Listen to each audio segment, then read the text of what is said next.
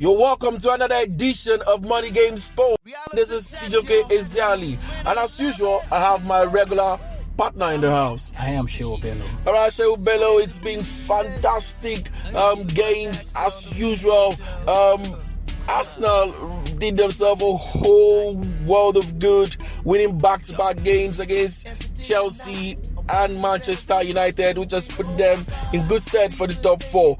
I know it was a beautiful one for you last week. Yeah, my love for football was reignited again over the weekend. Yes, it was wonderful.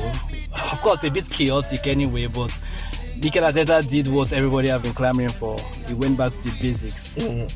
Two set of holding midfielders, 3 in the midfield, 1 striker, back 4. Went there, they played their game, and they got the point. Of course, the fullbacks were a bit chaotic too, were a bit of a problem for Arsenal, but in both games. But fortunately for them, they were able to weather the storm, and of course, Mother Luck was on their side, and they secured the 3 points in both games, and they got 6 points. All right, it's a good one, a lovely one for Arsenal. That brings us straight into this weekend round of matches. On Saturday, we have Newcastle in early kickoff against Liverpool, Aston Villa, Norwich, Southampton, Crystal Palace, Watford hosting Burnley. That's a relegation one. Wolves, Brighton, Leeds versus Manchester City. And on Sunday in the Premier League, we have Everton hosting Chelsea, Spurs, Leicester City, and West Ham versus Arsenal. For you, I know it's the Arsenal game you want to preview first. No, I think I want to look at the Newcastle game first. Because what is happening at Newcastle is nothing short but miracle, but it's not really miraculous to an extent because it is what money can do. This is a team that they had to play 15 matches before they secured their first win of the season. By December, people were already predicting that they were going to get relegated. Of course, at some point, people were even trying to speculate how many points they will be relegated by. They were the prime candidate for relegation. They sacked their coach, they brought in Eddie Howe, they spent some good money in January, and you won't believe it, they are sitting in 9th position. Ahead of Leicester City that was primed to be one of the contenders for European sports this season. If you say money is not good, come on. This is a prime example that money can get you. But they've spent wisely, and Eddie Howe has done a remarkable job for them. I think what Newcastle is doing is they are showing people like Manchester United how to spend money. You have a good director of football, they have a plan, they have a design, and they executed it to the latter. Of course, it's not just about throwing money at every star that is available. It's about buying players to fit certain positions, to fit a certain style of play, and executing it. That is exactly what they did. All right, so this weekend they are hosting Liverpool. It's a tricky fixture for Liverpool. Yes, Newcastle have won their last 6 games at home. They've won their last 6 games at home, and Liverpool is going there, of course. But I think the party ends here for Newcastle. No matter what, I don't see any way they're going to escape Liverpool. I want to predict that Liverpool are not going to lose any Premier League games till the end of the season. So are you invariably saying they are going to chase City down or even overtake City and win the league? If City should drop points, Liverpool will win the league. Okay. Liverpool will go ahead. They will make sure they do their own job and wait for City to falter.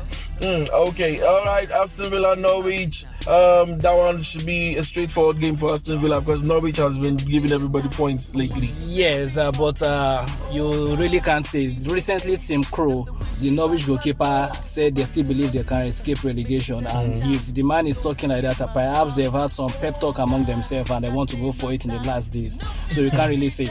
All right, I'm talking about escaping relegation. Burnley looks the most likely. They've been winning games recently and they are looking very good since the sack of their manager. I think we owe the owners of Burnley some apology because yes, we were one of the people that criticized them for sacking their manager Sean Dykes, their 10 year, of course, after 10 years, and we felt if they were going to escape relegation at all, it should be Sean Dykes that's going to take them out of it. But fortunately for them, they haven't really announced anybody. It is just the interim manager that is doing the business, and they've won 3 games since Sean Dykes was sacked. So You can't really rule them out right now. They look more likely to escape relegation, and in fact, Everton has overtaken them in the relegation zone, and of course, they look set to be in the Premier League again next season. Wow! So Watford, another team that is about to go down again. Wouldn't it be a tricky one for Burnley, knowing Watford also needs the points? This is basically a 6-pointer. Watford too are also threatened with relegation. And of course, if you get 3 points away from your fellow candidate, definitely, if you get 3 points away from your fellow candidate, definitely it helps your case. And so I think this is one of the best matches to look out for this weekend. It is not a big team playing, but it is going to be interesting. So on Saturday, also the final game for Saturday is Leeds versus Manchester City. City are currently top of the log with a point over Liverpool. Leeds United, they drew goalless against Crystal Palace just a few days ago, and they will be looking at putting some points on board. Can they do it? Yeah, Leeds is another team that has been doing well since the sack of Marcelo Bielsa, their manager. And of course, but I still believe that Manchester City will have too much for them. Will be too strong for them to withstand. They are not really threatened by relegation in any case. Basically, they could actually go on holiday if they can't. They are just 4 points above the relegation zone. Yes, but the running is a bit easier for them. Of course, they still have Aston in the running anyway, but they have Aston in the running anyway. But notwithstanding, I believe Leeds will remain in the Premier League next season, but they are not going to survive Manchester City. Alright, on Sunday, relegation threatened Everton hosting Chelsea. Frank Lampard against the team he became a legend for in the Premier League, Chelsea.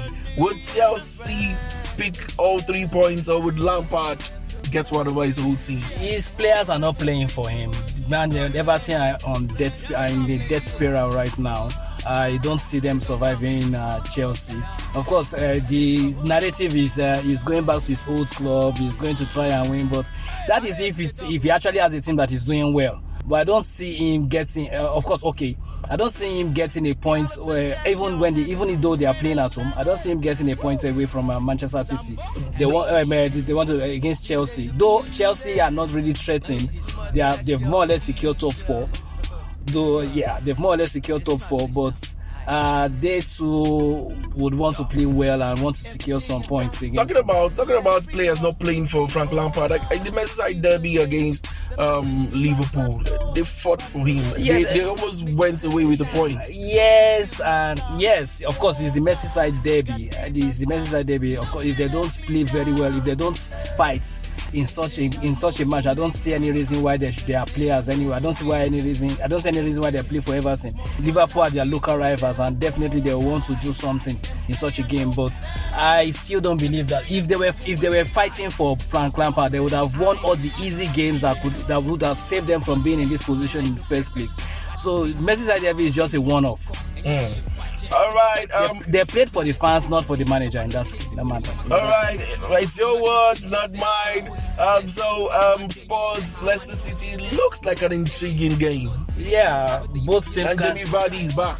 Yeah, both teams can defend to save their lives, and of course, but I think Spurs will have the edge here because the last 2 games that Spurs dropped points, it is exactly what I used to say here that the managers do.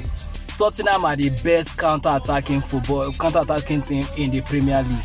If you are going to play against them, keep it tight, keep it solid, keep it disciplined, and you are going to deny them any joy. In fact, they didn't even record a shot on target in the first half against Brentford.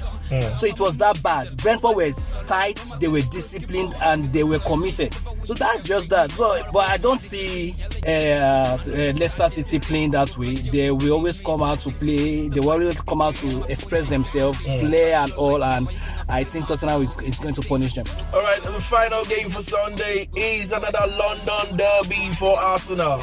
This time it's West Ham versus Arsenal. Your team at the London Stadium. I think Arsenal have the edge here. West Ham are going to basically be distracted by their exertion in the Europa League, And again, West Ham don't have a single defender available. Their last defender, Dawson, was red carded against Chelsea, and the other defenders are basically injured. So they don't have a conventional defender. So they have to convert people to play in centre back. This is basically going to work in favour of Arsenal if they can take their chances. Arsenal are playing pretty well. They've played pretty well in the last 2 games, but they've also shown that they can give chances to their opponent to hit them back. They've considered quick goals after they've scored in recent times. But with the return of maybe Takahiro Tomiyasu, could bring back some balance into that back line and make them a little bit more solid. And make it 3 out of 3 for Gunners. Yeah, make it 3 out of 3 for the Gunners. All right, to the Bundesliga. It's already wrapped up like in the French League 1. Bayern Munich took their 10th consecutive title in the Bundesliga, while PSG retained or reclaimed their title in France. So that would make us leave this league and take us straight to the Serie A, where we have games on Saturday and Sunday. For Saturday fixtures, we have Cagliari hosting Verona, Napoli versus Sassuolo, Sampdoria versus Genoa, Spezia versus Lazio, Juventus, Venezia, AC Milan, title chasing AC Milan versus Fiorentina, Empoli that came down from a 2-goal down to beat Napoli during the week, hosting Torino. It is Udinese hosting another title contender and current defending champions Inter Milan, Roma versus Bologna. Intriguing games here, but the AC Milan Fiorentina game should catch our fancies here. Yeah, the Italian Serie A too, we are gradually getting to where we will separate the wheat from the chaff. Exactly. It is now a straight battle between Inter and AC Milan. Of course, Juventus and Napoli are still in the running, but Napoli is virtually out now. Even Juventus is virtually out too. So it is a straight fight between Inter Milan, just 2 points separating those two rivals. Was it disappointment that Roma couldn't challenge for the title? Yes, they are sitting in 5th position. They are on 55 points, and yes, but I think at the beginning of this year, they've actually been doing very well. What's really the Achilles heel for Roma was their poor starts to the season. They are indifferent. I wouldn't say poor, they are indifferent start to the season. They were quite inconsistent. Play well, play poorly, play slightly well, but at the beginning of the current calendar year, they've been doing well, and at some point they went unbeaten. So I think it is just that they pick up pretty late, and of course this is their habit of winning matches in the last minute. Very late. I mean, they've scored more 90th minute goals than I think any other team in Europe. Exactly. This season. In the top 5 leagues. Five leagues. They've scored more 90th minute goals. So it is basically they have to stop that habit, and I believe Roma can challenge next season. Yeah, I would say Mourinho would need to do some spending. We need to do some spending. He has his eye on Granit Xhaka. Report has it that Granit is his top transfer target this summer, and of course he could have gotten the guy if they just fork out 20 million last summer, but they were being cheap and they wanted to pay Aston 15 million, and at the end of the day they didn't get their man. Now Granit is going to cost them far more, because Granit is now like the linchpin of Arsenal midfield, and if you are going to get him, you have to bring out some good cash, because he just signed a new contract at the beginning of the season. So you have to pay good money to get him now. All right, so just straight up, it's between AC Milan and Inter Milan. That's what you're saying. Yeah, but I'll just ask you straight up, stick out your neck. Who do you think will win?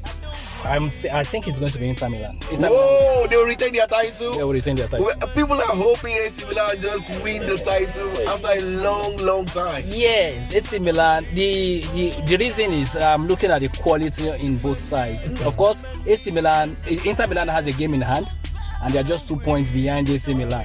That counts a lot. That counts a lot. And you look at the quality in Inter, it's just far. They are just slightly ahead of AC Milan, and I've seen AC Milan play this season, and they have the capacity to disappoint. Games that you feel they can win, they'll just pull up a draw and some surprise defeats there. So I think Inter still has more in them to clinch the league than AC Milan. All right, this now takes us to the very, very, very juicy part of our show, and that is the Star Gist. If you listen and if you're a fan of the money game sport, you know that the Star Gist segment is one of our best segments, and we discussed last week about the Super Eagles manager, but this week we'll return to the English Premier League, where we'll talk about the top 4 race. We know Liverpool and Manchester City are up there, so they've virtually secured the first and second position, but from Chelsea, Arsenal, Manchester United, West Ham, the race for the top 4 was still very much open. Yes, it's still quite open. Of course, Chelsea looks secured in their third place on the table. Of course, they look set to secure third position, but any slight drop of form, they will be dragged into the top 4 dogfight also. But right now, it looks like a straight shoot between Aston and their local rivals, Tottenham Hotspur. They are just 2 points ahead of Spurs. They are still going to play each other on May 12th, and it's shaping up to be one of the most exciting top 4 races in recent memory. Yeah, but looking at the balance of that, the Gunners are in a very good vein, a rich vein of form, while Tottenham have been struggling to get goals, despite having Son and King fit. Yes, I think of course, it's all about the approach to the game. Tottenham has been found out. It now depends on how fast their manager, Antonio Conte, would adjust his formation to accommodate the current tactics teams adopt against them. It took Mikel Arteta 3 games to adapt his formation. That was when they lost 3 straight matches, because people scouted Arsenal, they knew how Arsenal played, and they went out to nullify it. That is what they've done to Tottenham also. This is the Premier League. That is why it's the toughest league in the world. Strictly a counter-attacking team. They are strictly a counter-attacking team, and you know that if you deny them space, you have joy against them. That is just very simple. So how well Antonio Conte will adjust his tactics to nullify such thinking now is what will determine if they are still going to remain in the top 4 race, even before May 12th. Yeah. Whoa, so it's you're basically ruling out the likes of Manchester United, the likes of West Ham from the top 4 race. Manchester United have been indifferent in recent times. They are also going to play Chelsea in midweek, of course, and they still have some tough run-ins to go. There is chaos in the Manchester United camp. There is chaos there. A lot of players don't know whether they will remain in the team next season because a new manager is coming. Initially, naturally, you would think a new manager's bounce is going to push the players to do a little extra, and it could still be the case. But from what Paul Scholes said recently, that look, the dressing room is in chaos and everybody is doing as they. Of course, there are sections in the team.